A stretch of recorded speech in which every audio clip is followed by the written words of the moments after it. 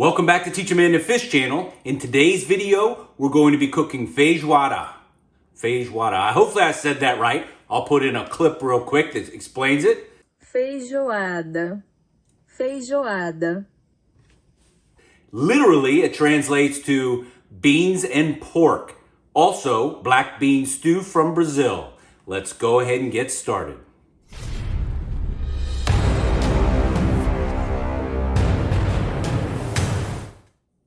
Now, we started these beans about 10-12 hours before this cook. We're soaking them, preparing them. You don't have to do that. You can do just a bean alone, a 20-minute pressure cook, and those beans will be ready to move on to the next step as well.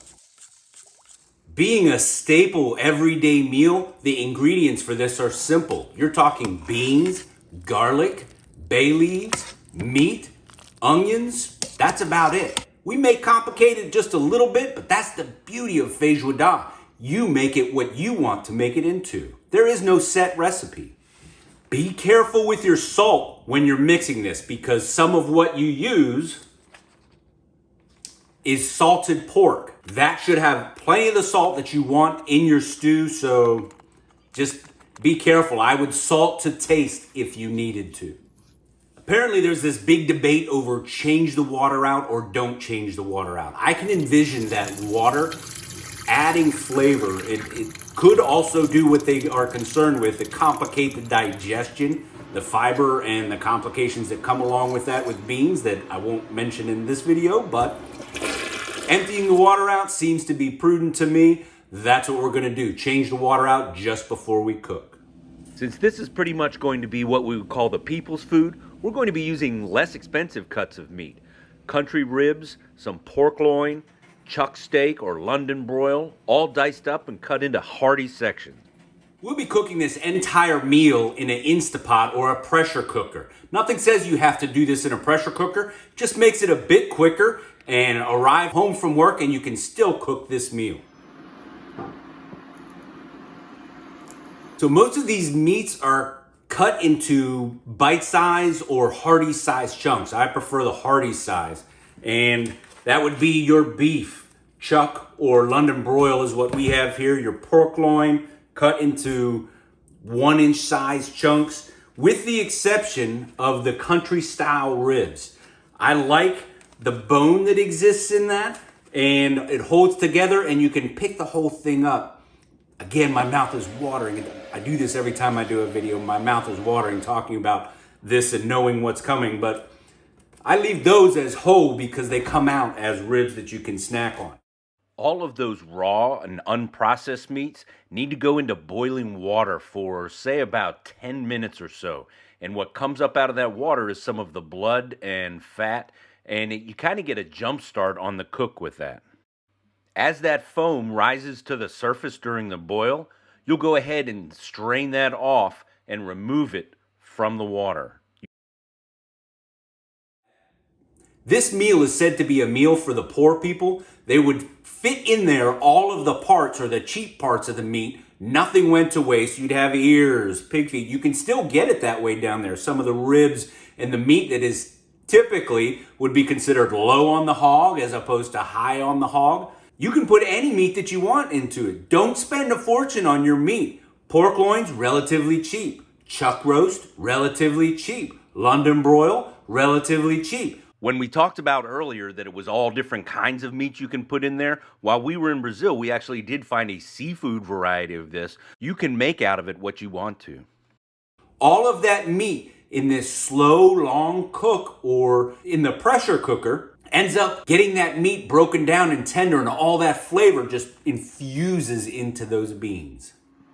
And when we said that the recipe is extremely simple, once you get all this together, you're pretty much just throwing it into your crock pot. Things like garlic, bay leaves. I'll put all the recipe down in the description below, as well as the equipment and gear that we use in this video. If you're interested in purchasing it, it'll be in Amazon links in the description. The type of sausage that you use in this is up to you. Yes, there's Brazilian sausage out there that's a little tough to find, but you can get your typical kielbasa ring sausage.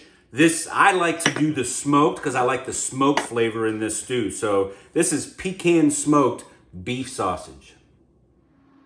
You're going to want to saute, and we'll do that directly in the Instapot, the prepared meats like the sausage and the salted pork with the garlic and the onions. So you do a dice of the garlic and the onions, set the setting on the Instapot to saute, put it in and sweat those onions until they're clear. Be careful not to burn the garlic, and we even like to kick it up a notch with a couple of chocolate habanero. I like a little bit of spice in those beans. We picked this recipe up for you on a trip to Brazil. They eat beans down there like nobody's business. It seems like it's every single meal. And feijoada, or black bean stew, is the country favorite. It's everywhere. You find it, you eat it, it's offered in your meals. Amazing. We don't eat enough beans in the U.S. diet.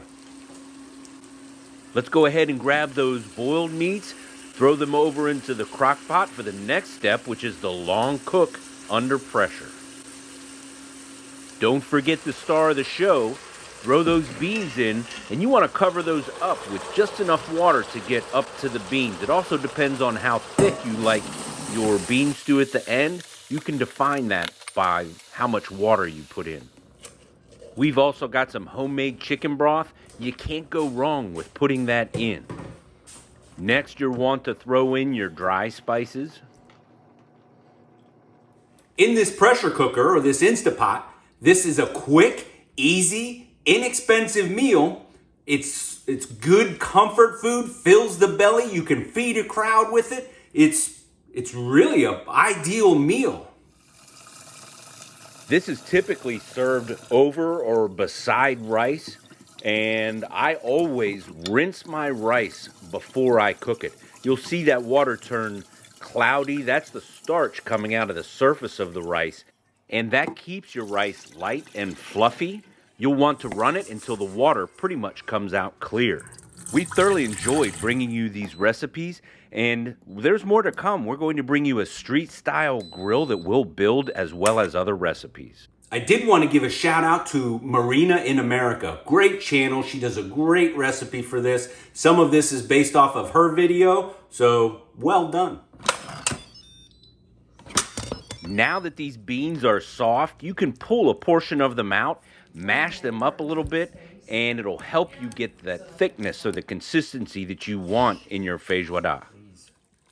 I can't like it. I told you we like the spice and the heat in this family. I'm going to throw a little bit of our fermented habanero sauce on there. Absolutely amazing.